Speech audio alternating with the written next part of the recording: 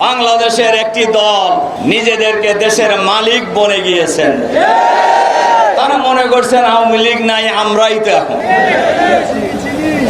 এবং এটা মনে করেই তারা নিজের মনে করেই এই সকল কর্মকাণ্ড তারা এখন চালিয়ে যাচ্ছেন। দেখেন, আমরা দীর্ঘদিন একসাথে আন্দোলন করেছি।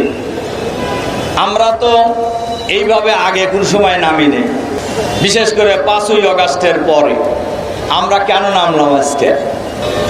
এই দেশের মানুষ, আপনারা ডক্টর মাসুদ বলতেছিলেন গত রাত ছিল হাসিনার বিরুদ্ধে ঢাকা বিশ্ববিদ্যালয়, ইডেন কলেজ সহ সারা বাংলাদেশে যে প্রতিরোধের আগুন জ্বলে উঠেছিল, সেম প্রতিরোধের আগুন জ্বলে উঠছে গত রাত্রে থেকে আর কি।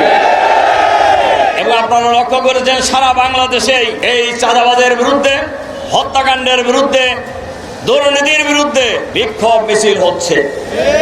কিন্তু এই মিছিল তো হওয়ার কথা ছিল না। হাসিনা তো পালিয়ে গেছে, তাহলে এই চাঁদাবাজি কারা করতেছে? আপনারা নির্বাচন চান দৈনিকই, চাঁদাবাজের বিরুদ্ধে কথা বলেন না কেন? আপনারা নির্বাচন চান, আপনারা এই হত্যাকাণ্ডের বিরুদ্ধে কেন কথা বলেন না? কেন আপনাদের খুনিদের পক্ষ নিয়ে কথা বলতে হয়? আপনারা কি এখনো দলীয় সন্ত্রাসীদের চিন্তা চেতনার বাইরে উঠতে পারেন নাই? সংগ্রামী ভাই এবং বন্ধুগণ, মিটফোর্ড হাসপাতালের সামনের যে হত্যাকাণ্ড, এই হত্যাকাণ্ড গোটা জাতিকে অবাক করে দিয়েছে যে কিভাবে এই সোহাগ, আমাদের এই ভাইটির অপরাধ কি ছিল? সঞ্জীবনীও যুব দলেরই লোক ছিল এক সময়। সে যে দলেরই লোক হোক, মানুষ তো সে তো বাংলাদেশের নাগরিক।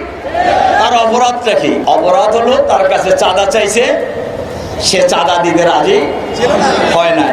আচ্ছা বলেন তো, এটা কি কোনো অপরাধ না? একজন নাগরিকের অধিকার, নাগরিকের অধিকার। নাগরিকদেরকে ব্যাপারে সজাগ হতে হবে।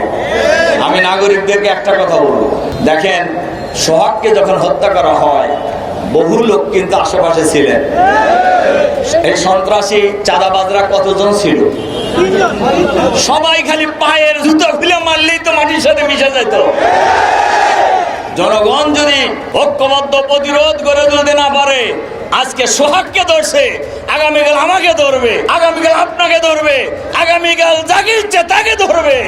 আমরা বাংলাদেশ জামাত ইসলামী বাংলাদেশকে আমরা এই সন্ত্রাসী চাঁদাবাজদের হাতে আমরা ছেড়ে দিতে পারি না। বাংলাদেশের জনগণ আর সন্ত্রাসী চাঁদাবাজীদের কাছে জিম্মি হবে না ইনশাআল্লাহ। এই চাঁদাবাজ এই ঢাকা মহানগরীতে কারা কারা চাঁদাবাজের গডফাদার বাংলাদেশের মানুষ জানে, ঢাকার লোকেরা সবাই জানে। কাজে এই চাঁদাবাজদের কোনো রাজনৈতিক পরিচয় নেই, খুনিদের কোনো দলীয় পরিচয় নেই। এদের পরিচয় হলো এরা খুনি, এদের পরিচয় হলো এরা সন্ত্রাসী, এদের পরিচয় হলো এরা চাঁদাবাজ।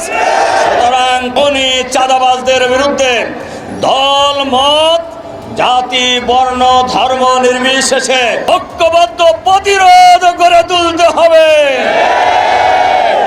এর সাথে সাথে আমরা সরকারের কাছে আহ্বান জানাতে চাই, অন্তর্বর্তীকালীন সরকারের প্রধান নোবেল বিজয়ী ডক্টর মোহাম্মদ ইউনূস সাহেব এবং তার সরকারে যারা আছেন, আমরা তাদের কাছে আহ্বান জানাতে চাই, আপনারা কিন্তু ক্ষমতায় বসেন নাই। বাংলাদেশের 18 কোটি মানুষ আপনাদেরকে ক্ষমতায় বসিয়েছেন তামসা করার জন্য, আরামে আয়েশে চেহারা বড় করার জন্য। এই দেশের মানুষ আপনাদেরকে ক্ষমতায় বসায় নাই। আপনারা চাঁদাবাজদের গ্রেফতার করতে পারেন না কেন? ভয় পান? আপনাদের থানা থেকে আসামি, সাজাপ্রাপ্ত আসামিকে ছিনিয়ে নিয়ে যাওয়া হয়, আপনারা ঠেকাইতে পারেন না কেন? আপনাদের কাজটা কি? এই সমস্ত হত্যাকাণ্ড আর থানা থেকে সাজাপ্রাপ্ত আসামি ছিনিয়ে নেওয়ার এই ব্যর্থতার দায়ে স্বরাষ্ট্র উপদেষ্টার বহু আগেই পদত্যাগ করা উচিত ছিল। আপনারা ক্ষমতায় স্বাদ গ্রহণ করতেছেন, করেন, আমরা তো না করিনি, কিন্তু দায়িত্ব পালন করেন। দায়িত্ব পালন করবেন না, এইটা বাংলাদেশের মানুষ কোনোভাবেই মেনে নেবে না। এজন্য আমরা সরকারের কাছে আহ্বান জানাতে চাই, চাঁদাবাজ, সন্ত্রাসী, খুনি তারা কত বড় না ছোট, লম্বা না মোটা, এইটা দেখার সময় আপনাদের থাকা উচিত নয়।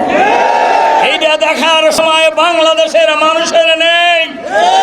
আপনারা নিশ্চয়ই ইতিহাস থেকে শিক্ষা নিচ্ছেন। গত রাত্রে বাংলাদেশের ঢাকা বিশ্ববিদ্যালয় থেকে শুরু করে বাংলাদেশের গ্রামে গঞ্জে, শহরে, নগরে, বন্দরে এই ঘটনার বিরুদ্ধে বাংলাদেশের মানুষ ফুসে উঠেছে। এই ফুসে ওঠা আগুন জ্বলে জ্বলে ওঠে, কোন সন্ত্রাসী রেহাই পাবেন না।